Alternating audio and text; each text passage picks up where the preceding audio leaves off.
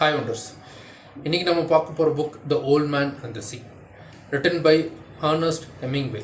So இந்த புக்கை பற்றி பார்த்துருவோம். இது வந்து 1952 இவர் பப்ளிஷ் பண்ணுறாரு. 1953 இதுக்கு பல்சர் ப்ரைஸ் கிடைக்குது. பல்சர் ப்ரைஸுங்கிறது இப்போ எப்படி சினிமாவுக்கு வந்து ஆஸ்கர், அந்த மாதிரி புக்ஸு லிட்ரேச்சருக்கெலாம் வந்து இது ஒரு ஆஸ்கர் மாதிரி. ஸோ 1953 வந்து இதுக்கு பல்சர் ப்ரைஸ் கிடைக்குது.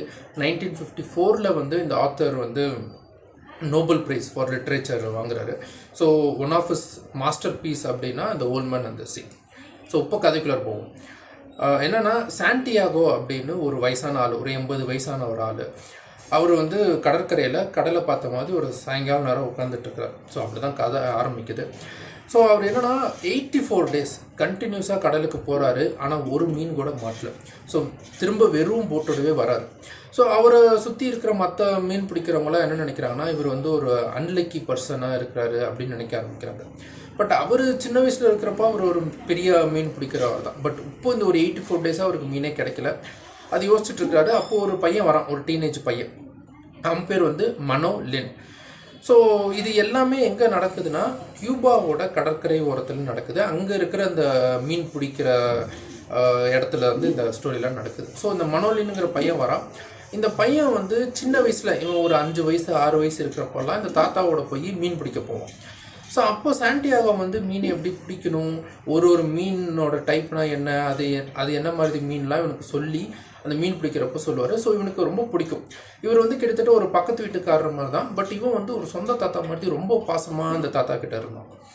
ஸோ அவன் வரான், வந்துட்டு சொல்கிறான், இந்த மாதிரி நம்ம 2 பேரும் ஒன்றா நம்ம சின்ன வயசுலாம் மீன் பிடிக்க போயிருக்கிறோம்ல, நம்ம இப்போ ஒன்றா மீன் பிடிக்க போகலாமாங்கிறாரு. இந்த தாத்தா கொஞ்சம் ஹெசிடேட் பண்ணுறாரு.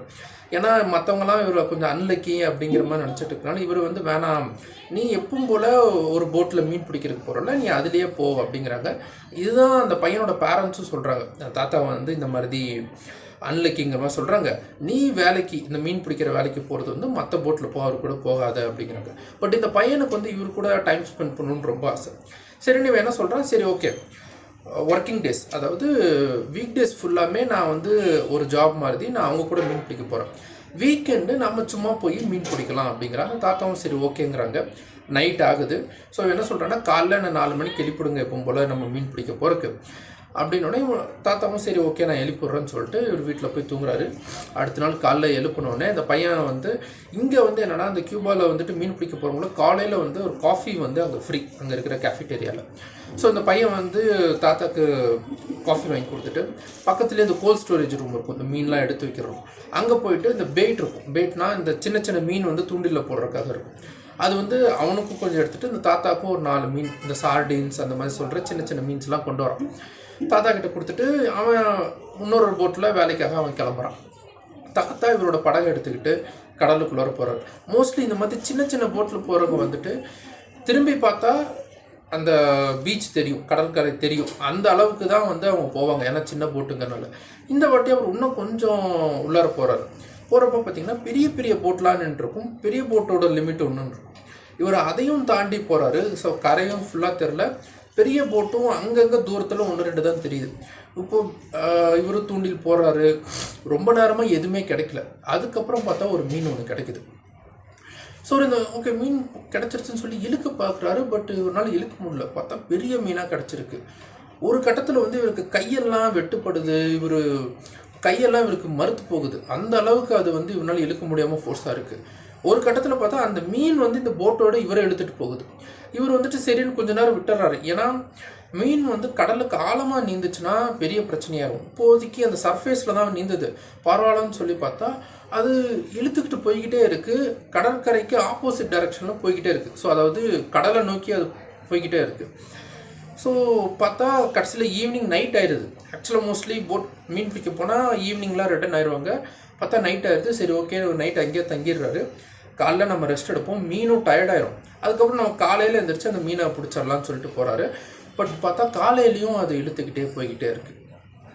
ஒரு கட்டத்தில் என்ன யோசிக்கிறாருன்னா, திரும்பவும் இழுக்க ட்ரை பண்ணுறாரு. ஆனால் திரும்பவும் கையெல்லாம் அந்த தூண்டில்னால வெட்டுப்படுது. ஏன்னா மீன் மிகப்பெரிய மீனாக இருக்குது. ஸோ இவர் கொஞ்சம் தூரம் போனதுக்கப்புறம் என்ன யோசிக்கிறாருன்னா, சரி இது இப்படியே எவ்வளோ தூரம் இழுத்துட்டு போட்டும், அதுக்கப்புறம் ஒரு கட்டத்தில் டயர்டாச்சுன்னா இது வந்து போட்டை சுற்ற ஆரம்பிக்கும், அந்த தூண்டில் சுற்றும்.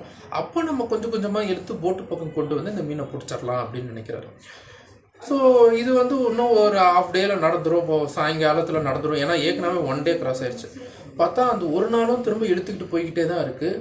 2 நாள் ஆகுது, 3 நாள் ஆகுது. 3ஆவது நாள் காலையில் பார்த்திங்கன்னா அந்த மீன் தண்ணிக்கு வெளியில் துள்ளுது. அப்போ தான் இவர் பார்க்குறாரு அந்த மீன் எவ்வளோ பெருசு அப்படின்னு. ஸோ தண்ணிக்குள்ளார திரும்ப துள்ளிட்டு திரும்ப போட்டை சுற்ற ஆரம்பிக்குது. இவர் கொஞ்சம் கொஞ்சமாக அந்த மீனை இழுக்கிறாரு. பக்கம் வந்தோடனே அந்த குக்கி மாதிரி இருக்கும், அதை வச்சு போட்டு மீனை பிடிச்சிடுறாரு. பார்த்தா ஆக்சுவலாக அந்த மீன் வந்து கிட்டத்தட்ட ஒரு 200 கிலோவோட பெருசு, அந்த போட்டோடவே லென்த்து. ஸோ அதில் என்ன மீன் பிடிச்சாருன்னா இந்த இமேஜில் இருக்கிற இதே மீன் தான். இது பேர் வந்து மெரலின் அப்படின்னு நினைக்கிறேன், தமிழ் பேர் தெரில. பட் இதுக்கு வந்து அந்த மூக்கு வந்து இந்த ஈட்டி மாதிரி ஷார்ப்பாக இருக்கும். இந்த மீன் வந்து one of the fastest swimming fish இந்த ஓஷன் அப்படிம்பாங்க. கிட்டத்தட்ட ஷார்க்கு அந்த அளவுக்கு வேகமாக நீந்தக்கூடிய மீன் அது. ஸோ இந்த மீன் பிடிச்சிடுறாரு. பட்டு ஏற்ற முடியாது, ஆனால் வெயிட் அதிகம், போட்டோடவும் லென்த் அதிகம். ஸோ என்ன பண்ணிடுறாரு, போட்டோடவே கட்டிட்டு இப்போ திரும்பியும் கரைக்கு போகலான்னு திரும்பி பார்த்தா கண்ணு கட்டுற தூரம் ஒரு போட்டு இல்லை. இவரே அறியாமல் இவர் ரொம்ப உள்ளார வந்துட்டார் கடலுக்குள்ளார. சரி திரும்பி போகலான்னு நீந்த ஆரம்பிக்கிறாரு. ஓகே ஓரளவு எல்லாமே முடிஞ்சிருச்சு அப்படின்னு. பட் இவர் வந்து இந்த மீன் இவ்வளோ தூரம் இழுத்ததோ, இந்த கையில் அந்த வெட்டானதோ எதையுமே வந்து இவர் ஒரு என்னடா இது இப்படி ஆகுதே அப்படிங்கிற மாதிரி எடுத்துக்கல அவர். சரி நம்ம ஒரு பெரிய மீன் பிடிச்சிருக்கிறோம், கஷ்டம் இருக்க தான் செய்யுங்கிற மாதிரி அதை எடுத்துக்கிறாரு. அந்த ஒரு மன இதில் தான் எடுத்துக்கிறாரு. திரும்ப இப்போது கரையை நோக்கி போகிறாரு. பட் இப்போ தான் ஆக்சுவல் பிரச்சனையாக வருது. இந்த மீனை பிடிச்சதுக்கு இந்த ஷார்க்லாம் வருது, சுறா மீன் வந்து வருது. ஒரு சுறா வந்து லைட்டாக கடிக்கவே வருது. இவர் அந்த துடுப்பை வச்சு அடித்து அப்படி இப்படின்னு மேனேஜ் பண்ணிடுறாரு. பட் ஆனால் திரும்ப வந்து அந்த மெர்லின் அந்த ஃபிஷ்ஷோட சதையை பிடிச்சிருது. அப்போ இவர் என்ன பண்ணுறாரு, இவர்கிட்ட இருக்கிற கத்தியை வச்சு கரெக்டாக அதோட மூக்கு பகுதியில் குத்துறாரு. அந்த மீன் செத்துருது, அதாவது கரெக்டாக மூளையில் குத்திடுறாரு. ஸோ அது கொஞ்சம் கொஞ்சமாக அப்படியே தண்ணிக்குள்ளார போகுது. இவர் அப்படியே அதை பார்க்குறாரு. பார்த்துட்டு சரி லைட்டாக ஒரு கடி தான் கடிச்சிருக்கு, பரவாயில்ல நம்ம மிச்ச மீட்டை வந்து நம்ம மார்க்கெட்டில் செல் பண்ணிடலாம் அப்படின்னு போக ஆரம்பிக்கிறாரு. ஒரு நாள் ஃபுல்லாக பயணம் பண்ணுறாரு.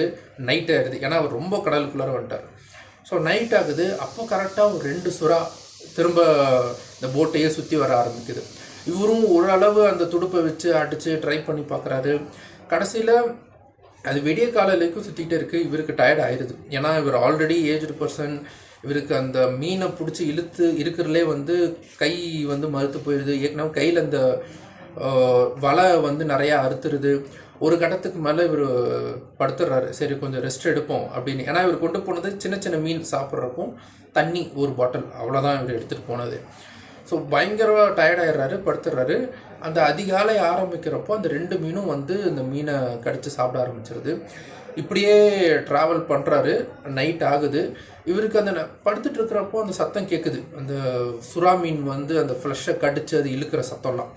பட் இவரால் சுத்தமாக எந்திரிக்க முடியல, விட்டுறாரு. கடைசியில் பார்த்தா கிட்டத்தட்ட அந்த மீனோட எலும்பு மட்டும்தான் இருக்குது, தலை எலும்பு மட்டும்தான். அடுத்த நாள் காலையில் கிட்டத்தட்ட 2 நாள் திரும்ப ட்ராவல் பண்ணி வராரு. வந்துட்டு அந்த கரையில் போட்டு வைக்கிறாரு. சுற்றி இருக்கிறவங்க எல்லாரும் ஆச்சரியமாக பார்க்குறாங்க, இவ்வளோ பெரிய மீனை ஒரு ஆள், அதுவும் இந்த சின்ன படகுல போய் பிடிச்சிருக்கிறாரா அப்படின்னு. பட் எல்லாத்துக்கும் தெரியுது, அப்போ எலும்பும் தலை தான் இருக்குது. அப்போது சுறா மீன்லாம் அட்டாக் பண்ணியிருக்கோம். அப்போ எவ்வளோ ஒரு ஹார்ட்ஷிப்பில் இவர் வந்திருக்கான்னு தெரியுது. எல்லாரும் ஒரு ஹீரோ மாதிரி பார்க்குறாங்க. இவர் போட்டில் வந்து கரையில் இறங்குறாரு. இறங்கிட்டு செம்ம டயர்டில் இருக்கிறாரு. இனிமேல் அந்த மீனை எடுத்து அவுத்து அது இது பண்ணுறதுக்குலாம் எதுவும் இல்லை. ஸோ அப்படியே இவர் மேலே அவர் திரும்ப அவர் வீட்டுக்கு போகிறாரு, படுக்கிறாரு. அந்த பையனுக்கு விஷயம் போகுது. அந்த பையனும், ஏன்னா அவங்க எல்லாருமே தேடிட்டு இருக்கிறாங்க. நிறைய பேர் என்ன நினைக்கிறாங்கன்னா அவர் கடல்லே இறந்துட்டாரு அப்படிங்கிற மாதிரி. பையனுக்கு விஷயம் போகுது, இந்த மாதிரி தாத்தா வந்துட்டாருன்னு இவன் வந்து மேலே பார்க்குறான். பார்த்தா அவர் ஒரு மாதிரி படுத்துருக்கிறாரு. ஒரு வேளை இறந்துட்டாரோன்னு போய் பார்க்குறான். இல்லை, அவருக்கு மூச்சு ரொம்ப ஸ்லோவாக வந்துக்கிட்டு இருக்கு. இவன் ஒன்றே சரி ஓகே நம்ம தாத்தாக்கு காஃபி வாங்கிட்டு வரோம் அவர் குடிக்கிறதுக்குன்னு சொல்லிட்டு கீழே இறங்குறான். இவனுக்கு ஒரு வகையில் சந்தோஷமாகவும் இருக்குது, அதே சமயம் கண்லேயும் தண்ணி நிற்குது. ஏன்னா இன்னும் இவ்வளோ இது, ஏன்னா அவர் கையெல்லாம் பார்த்தா அறுத்து இருக்குது. ஒரு மாதிரி கிட்டத்தட்ட இறந்துருவாரோங்கிற மாதிரி இருக்குது. அப்புறம் சுற்றி இருக்கிறவங்களாம் கேட்குறாங்க, அந்த மீன் பிடிக்கிறவங்களாம், தாத்தா எப்படி இருக்கிறாருன்னா, இல்லை அவர் நல்லா தான் இருக்கிறார், தூங்கிட்டு இருக்கிறாரு அப்படின்னு சொல்லிட்டு இவன் காஃபி வாங்கிட்டு வரான். அவர் ஒரு நாள் ஃபுல்லாக தூங்குறாரு. அப்புறம் எந்திரிச்சதுக்கப்புறம் அந்த பையனை பார்க்குறாரு. இவன் உடனே அந்த காஃபியை திரும்ப சூடு பண்ணி தாத்தா கொடுக்குறான். குடிச்சிட்டு தாத்தா என்ன சொல்கிறாருன்னா, நீ எப்பவுமே சொன்னல இது மாதிரி வீக்கெண்ட் போகலான்னு. ஏன்னா இவங்க கிட்டத்தட்ட இதுலேயே ஒரு 5 நாள் ஆயிரும். ஸோ அந்த வீக்கெண்ட் சாட்டர்டே சண்டே வந்துடும். ஸோ அவர் சொல்லுவார், நீ எப்பவுமே சொன்னல வீக்கெண்ட் தாத்தாவோட டைம் ஸ்பெண்ட் பண்ணுறோன்னு. இன்னொன்று இவருக்கு எதுவும் ஆகலை, இவர் உடல்நிலை நல்லா இருக்குது அப்படின்னு சொல்லிட்டு அடுத்த நாள் காலையில் இவங்க 2 பேரும் மீன் பிடிக்க கிளம்புறாங்க. இந்த கதை வந்து வெறும் சாதாரண ஒரு கடல், அதில் இருக்கிற ஒரு மீனவர் அங்கே மீன் பிடிக்கிறாரு. திரும்ப வர்றப்போ அந்த மீன் எதுவுமே இல்லை. ஏன்னா அப்போது அந்த மீன் ஃபுல்லாக சுறா தின்னனால போய் சந்தையிலலாம் எதுவும் விற்க முடியாது. ஒரு மியூசியம் பீஸ் மாதிரி தான் அந்த வெறும் எலும்பும் தலை மட்டும்தான் இருக்குது. ஸோ இந்த கதை வந்து வெறும் ஒரு மீனவன் வாழ்க்கை, மீன் பிடிக்கிறது இல்லை. ஒருத்தர் வந்து 84 நாள், ஒரு 84 days கண்டினியூஸாக கடலுக்கு போகிறாரு, ஒரு மீன் கூட பிடிக்க முடியல. திரும்ப 85வது நாள் ஃபுல் ஹோப்போட கரைக்கு போகிறாரு, மிகப்பெரிய மீன் பிடிக்கிறாரு. அதாவது ஒரு பெரிய போட்டால் கூட பிடிக்க முடியாத மீனை பிடிக்கிறாரு. பிடிச்சிட்டு திரும்ப வர வழியில் அது எல்லாத்தையும் இழக்கிறாரு. இழந்துட்டு திரும்ப அடுத்த நாள் திரும்ப அந்த கடலைக்கே போகிறாரு. ஸோ யோசிச்சு பாருங்க, யாராவது ஒருத்தங்க ஒரு பிஸ்னஸ் பண்ணுறாங்க, இல்லை ஒரு கடை வச்சுருக்கான்னு யோசிச்சு பாருங்கள். 84 நாள் எந்த பிஸ்னஸும் நடக்காமல் இருந்தும் திரும்ப 85வது நாள் அவங்க அதே ஒரு பொலிவோடு போகிறது இருக்குல்ல, அது ஒரு மிகப்பெரிய ஒரு நம்பிக்கை தேவை. ஒரு எக்ஸாம்பிள், நீங்கள் ஒரு ஸ்டார்ட் அப் ஓனர் எடுத்துக்கலாம். ஒரு 85 பேர்த்துக்கிட்ட அவங்க அந்த ஸ்டார்ட் அப் ஐடியாவை பிச் பண்ணியிருக்கலாம், ரிஜெக்ட் ஆகிருக்கலாம். ஒரு டேரக்டர் இருக்கலாம், ஒரு கதையை அவங்க 100 பேர்த்துக்கிட்ட பிச் பண்ணியிருக்கலாம். பட் திரும்ப இன்னொருத்துக்கிட்ட போய் பிச் பண்ணணும். நீங்கள் ஒரு ஸ்டூடெண்ட்டாக இருந்தால் மேபி யோசிச்சு பார்க்கலாம், நீங்கள் ஒரு 80 வாட்டி ஒரு 80 நாள் நீங்கள் நிறையா ஜாபுக்கு அப்ளை பண்ணியிருக்கலாம், கிடைக்காம இருந்திருக்கலாம். நிறையா பேர் வந்து ஒரு ஃபண்டிங்காகவோ இல்லை ஒரு லோனுக்காகவோ நிறைய இடத்துல அப்ளை பண்ணியிருக்கலாம். ஸோ இந்த புக் என்ன சொல்ல வருதுன்னா, முயற்சி பண்ணிக்கிட்டே இருங்க, எஃபோர்ட் மேட்டர்ஸ். தோனி சொல்கிற மாதிரி தான், ரிசல்ட்டை பார்க்காதீங்க, இந்த ப்ராசஸை பாருங்கள் அப்படிங்கிறது தான் இதோட கோர் ஐடியா.